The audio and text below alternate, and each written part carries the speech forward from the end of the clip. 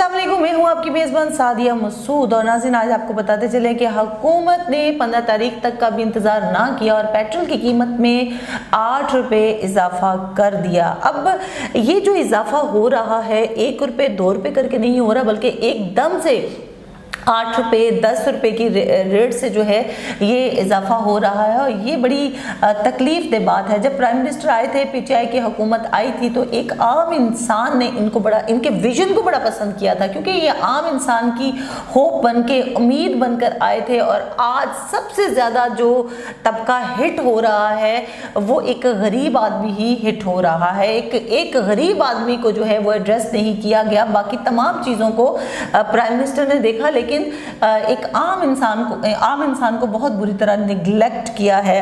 कीमत इस तरह बढ़ती जा रही है और आज ये भी अनाउंस कर दिया कि मजीद कीमत जो है वो बढ़ाई जाएगी। अगर मजीद कीमत बढ़ाने का पहले से इशारा दे दिया जाएगा तो माफिया किस कदर एक्टिव हो जाएगा और ज़ख़ीरा अंदोज़ी जो है वो किस कदर हो जाएगी, ये भी एक सोचने की बात है। इस पर हम बात करेंगे। हमारे साथ सीनियर एंकर पर्सन जुल्फ़िकार राहत साहब मौजूद हैं। अच्छा सर, आज पेट्रोल जो है और डीजल जो है 8 रुपये मज़ीद महंगा हो गया है और प्राइम मिनिस्टर कहते हैं कि रिलीफ का पैकेज दिया जाएगा। ये कहते कुछ है, होता कुछ है। ये तो बहुत बड़ा डिज़ास्टर हो सकता है। सर, क्या कहेंगे आप? सादिया, बहुत सारी उम्मीदें थी हम सबको प्राइम मिनिस्टर पाकिस्तान इमरान खान से, और हम ये समझते थे कि इमरान खान अगर नाकाम हुआ तो हम सब मिडिल क्लासिये नाकाम होंगे, हमारी होप ख़त्म होगी। इमरान खान एक होप का नाम था, उसने एक उम्मीद दी थी। लेकिन अब इस कदर मायूस कर दिया है इमरान खान ने, वो एक बात पे डिक्टेशन ले रहा है।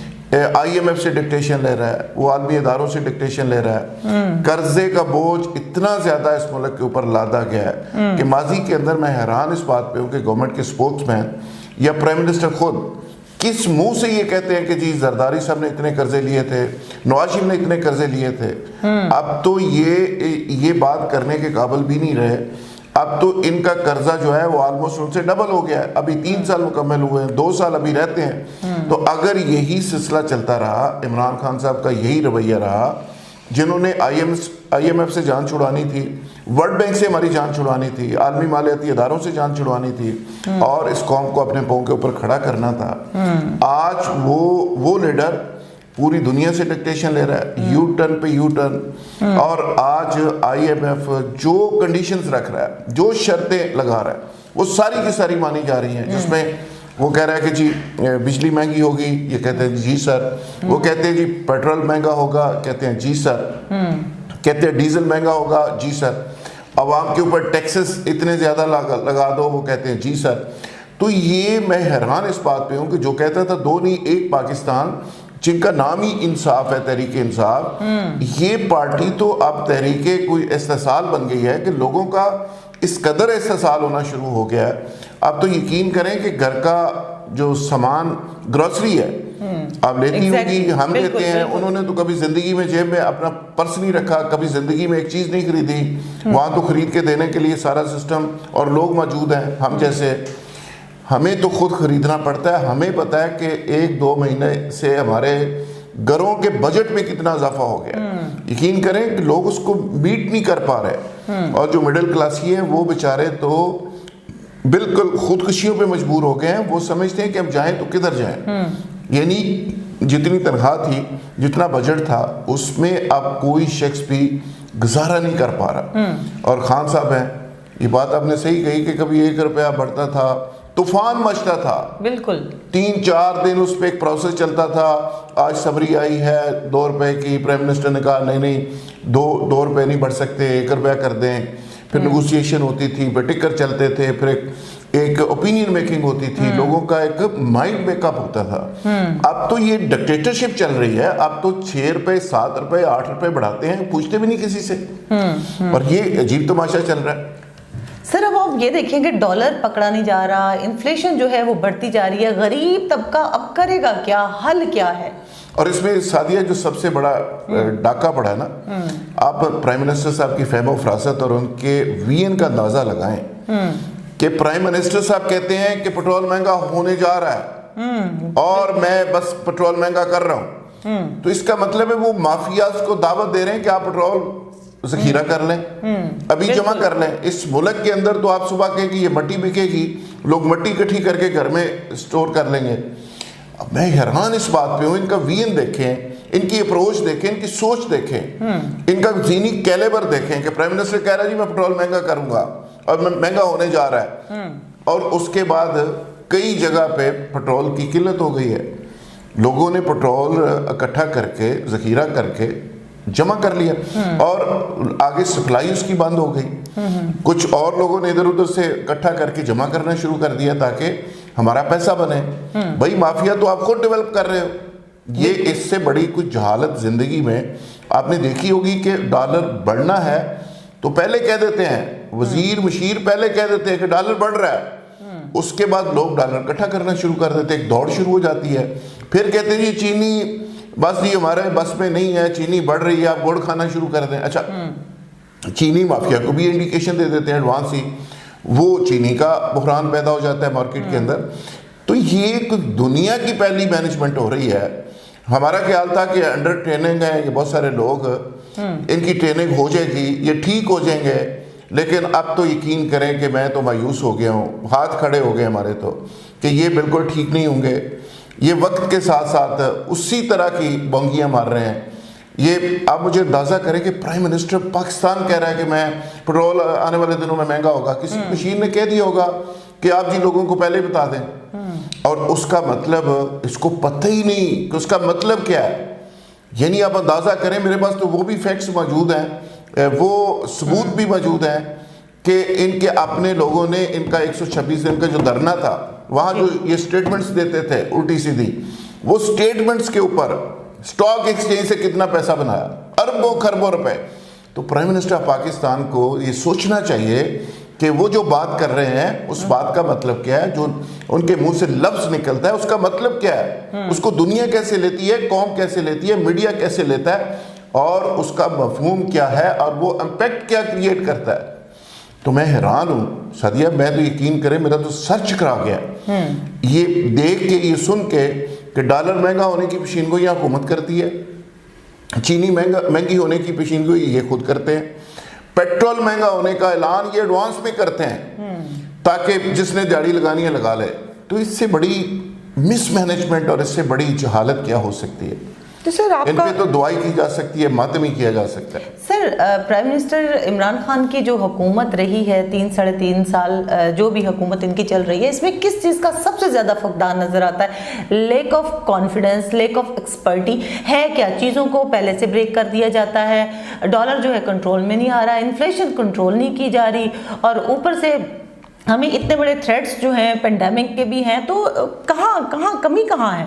کمی وی این کی ہے. ٹیم بالکل انڈر ٹریننگ ٹیم موصوف نے لے لی, حالانکہ اچھے کچھ لوگ ہیں, بیوروکریٹس بھی اچھے موجود ہیں اس ملک کے اندر, سیاستدان بھی کچھ سینئرز موجود ہیں, لیکن مصیبت یہ ہے کہ ہم نے تو انڈر 19 کے ساتھ کھیلنا ہے, ہم نے تو ان لوگوں کے ساتھ کھیلنا ہے جو آگے سے بات نہ کرے, ہم نے تو نان الیکٹڈ لوگوں کو رکھنا ہے, ہم تو کمفرٹیبل ہیں ان لوگوں کے ساتھ کہ جو اختلاف نہ کرے, جو نہ کرے آگے سے, کیونکہ معصوم نے کبھی نہ زندگی میں سنی نہیں. یہ سٹائل ہے ان کی زندگی کا, کرکٹ سے لے کے جب سے پیدا ہوئے ہیں اور اس کے بعد کرکٹ سے لے کے اب تک, وہ کہتے ہیں جو میں نے کہہ دیا, آگے سے نہ نہیں ہوگی, کوئی بندہ آگے سے جواب نہیں دے گا. بھائی جب رویہ آپ کا یہ ہو, آپ آئے جمہوریت کے نام پہ ہیں, ڈکٹیٹرشپ آپ کے دماغ کے اندر ہو, تو اس میں آپ مجھے بتائیں کہ معاملہ فہمی کہاں ہوگی, فیصلہ سازی کہاں ہوگی, چیزیں بہتر کیسے ہوں گی, چیزوں کو ٹھیک کیسے کیا جا سکتا ہے, کلیکٹیو وزڈم کیسے آ سکتی ہے, مشاورت کیسے آ سکتی ہے. تو یہاں پہ ہو یہ رہا ہے, ٹوٹل ڈکٹیٹرشپ چل رہی ہے, بس یہ جو کہہ دیا. اب مجھے بتائیں کہ عمران خان صاحب کو گراؤنڈ ریئلٹی کا کو پتہ ہے, سبزی کتنے کی بکتی ہے, رکشے والے کا کیا حال ہے, ویگن والے کا کیا حال ہے, ٹرانسپورٹر کا کیا حال ہے. کل ان کے ایک عزیز ہیں نیازی صاحب جو ٹرانسپورٹ ایسوسی ایشن کے پریزیڈنٹ ہیں پاکستان کے, وہ رو رہے تھے, پٹ رہے تھے کہ ہم کرایہ کتنا بڑھائیں اور کیسے بڑھائیں, لوگ چیخ رہے ہیں, لوگ رو رہے ہیں, ہماری آلریڈی گاڑیاں خالی ہو گئی ہیں, لوگ سفر نہیں کرتے پبلک ٹرانسپورٹ پہ. اور وہ کہتے ہیں کہ ہمارے ایسوسی ایشن میں ایک پھڈا پڑا ہوا ہے کہ کتنا کرایہ بڑھائیں اور کیسے بڑھائیں. تو میں نے کہا جی آپ کے عزیز ہیں, آپ ان کو بتائیں. وہ کہتے ہیں جی بس وہاں نہیں بتایا جا سکتا. سو آپ مجھے بتائیں ریسٹورنٹ ایسوسیشن ریسٹورنٹ ایسوسیشن پٹ رہی ہے، رو رہی ہے کہ ہمارے ریسٹورنٹ تباہ ہو گئے. آپ آئل سے ریلیٹڈ جو لوگ ہیں وہ علیحدہ رو رہے ہیں، ٹینکر ایسوسیشن والے علیحدہ رو رہے ہیں، ٹرانسپورٹ والے علیحدہ بیچارے پٹ رہے ہیں، جرنلسٹ علیحدہ سے پٹ رہے ہیں کہ یہ ڈالر بڑھنے کے بعد جو ہماری صنعت ہے اخباروں کی وہ تو تباہی کے دانے پہ پہنچ گئی ہے. ہم تو افورڈ ہی نہیں کر پا رہے کہ اخبار چھاپیں. مجھے پوچھ کے بتائیں کہ ہماری حالت کیا ہو گئی ہے، پلیٹیں کتنے کی ہو گئی ہیں، کاغذ کتنے کا ہو گیا.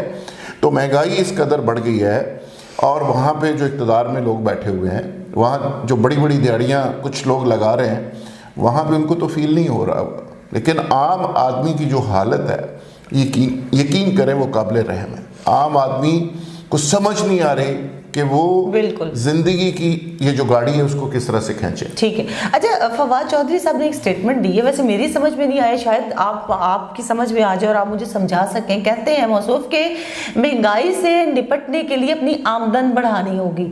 اب یہ آمدن ہم نے کس طرح سے بڑھانی ہے؟ نوکریاں تو ہے نہیں، انفلیشن اتنی زیادہ بڑھ گئی ہے، مافیا کنٹرول نہیں ہو رہا، تو ہم نے آمدن ایکچولی بڑھانی کس طرح ہے؟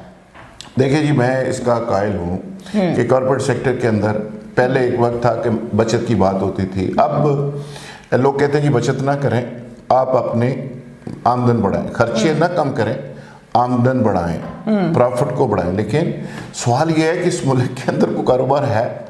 اب مجھے بتائیں کہ جہاں پہ آپ اپنی آمدن بڑھائیں کس طرح بڑھائیں؟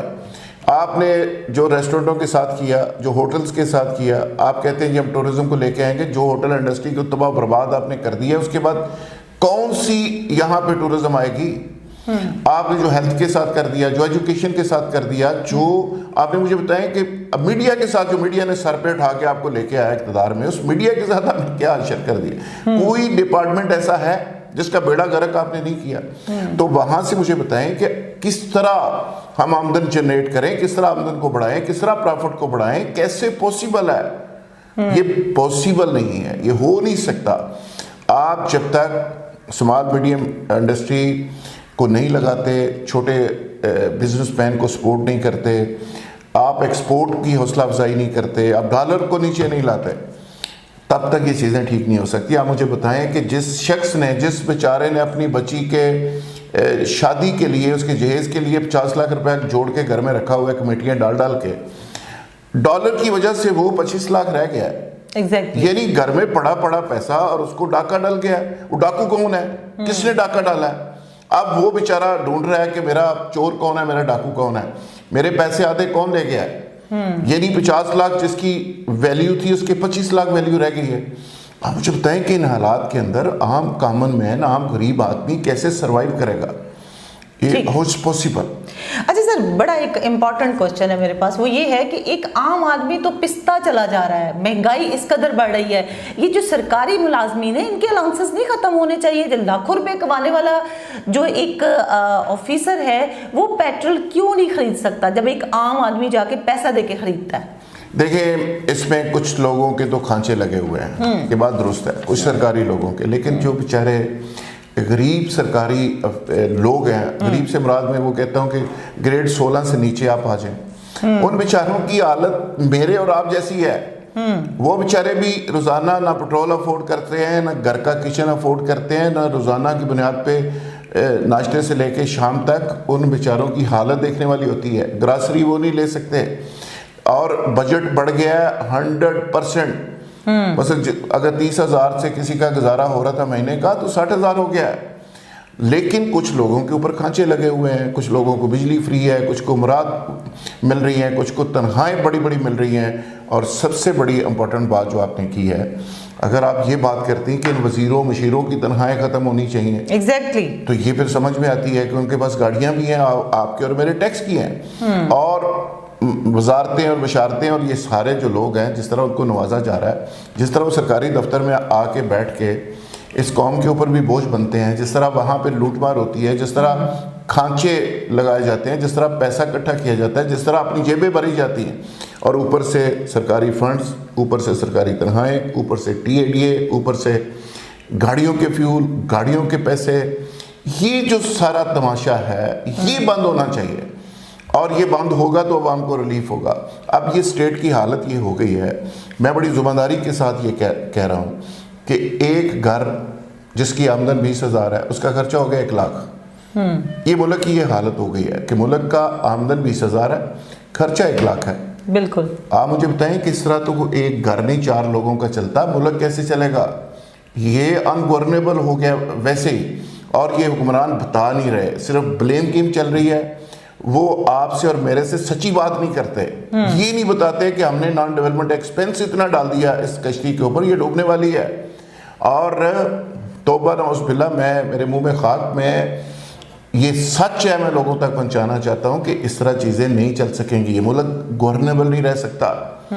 اگر جب تک آپ بیسکس چیزیں انفراسٹرکچر کو ٹھیک نہیں کرتے، آپ اپنے فیبرس کو ٹھیک نہیں کرتے، اسٹیٹ کی بیسک جو ڈپارٹمنٹل چیزیں ہیں، جو انکروچمنٹس ہو گئی ہیں 18ویں ترمیم سے لے کے باقی بہت ساری چیزوں میں، آئینی اور دوسری جو گروپس آ گئے ہیں، جو اسٹیٹ نے اسپیس سرنڈر کر دی ہے، جو بہت ساری انکروچمنٹ ہوگی، ان کو ختم نہیں کرتے تو اسٹیٹ نہیں آپ کی چل سکے گی.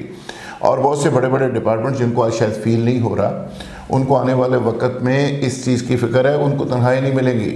آرمی روز جو کنسرن شو کرتی ہے کہ آپ کی معیشت تباہ ہو گئی ہے، نواز شریف کے دور میں وہ پٹتی تھی، آج بھی آرمی کی طرف سے اس طرح کے میسیجز آ رہے ہیں اور معیشت ان کا کنسرن ہے. تو اس کی بنیادی وجہ یہ نہیں ہے کہ وہ چاہ رہے ہیں کہ ہمیں کو وظیفہ دے دیں، نہیں. وہ کہتے ہیں یہ ایک ایٹمی طاقت ہے، اس کا دفاع ہے، اس پہ پیسے خرچ ہوتے ہیں، یہ اس کو معاشی طور پہ مضبوط رہنا چاہیے. یہ اس اسٹیٹ کی ایک فطری طور پہ ضرورت ہے. جب اسٹیٹ کے پاس پیسہ نہیں ہوگا، اسٹیٹ اپاہج ہوگی، معاشی طور پہ خدا نصاری کی طرف نہیں جائے گی، خدا نصاری نہیں ہوگی، ڈپینڈنٹ ہوگی دوسروں پہ، IMF پہ، دوسروں پہ، تو پھر آپ مجھے بتائیں کہ آپ کی خودداری، خود مختاری، خود انحصاری اور ایٹمی پروگرام چل سکتا ہے؟ کبھی بھی نہیں. تو لہٰذا یہ ساری وہ چیزیں ہیں جس کو ایڈریس کرنے کی ضرورت ہے. 8واں 7واں وزیر خزانہ بدل دیا، سیکٹری خزانہ بدل دیا، chairman state bank, governor state bank change کر دیا، چیئرمین FBI 6-7 بدل دیے. بھائی اس طرح بدلنے سے چیزیں ٹھیک نہیں ہوتی. میرا خیال ہے کہ اب حکمرانوں کو خود ہی بدلنا ہوگا اپنے آپ کو. وہ اگر چلے جائیں، جان چھوڑ دیں اور کوئی چھوٹا سسٹم اس ملک کے اندر آ جائے اور جمہوریت کے رومانس سے جان چھوٹ جائے، جمہوریت کا جو حسن ہے اس کو تھوڑا سا کم کر کے کنٹرول سسٹم اگر کیا جائے تو چیزیں ساری ٹھیک ہو سکتی ہیں. لیکن ابھی چیزیں بہت خرابی کی طرف اپنے ویژن کو ذرا ایڈریس کر لیں، چیزوں کو ری آرگنائز اگر کر لیا جائے تو چیزیں بیٹر ہو سکتی ہیں. بہت شکریہ جناب، اجازت دیجیے، اللہ حافظ.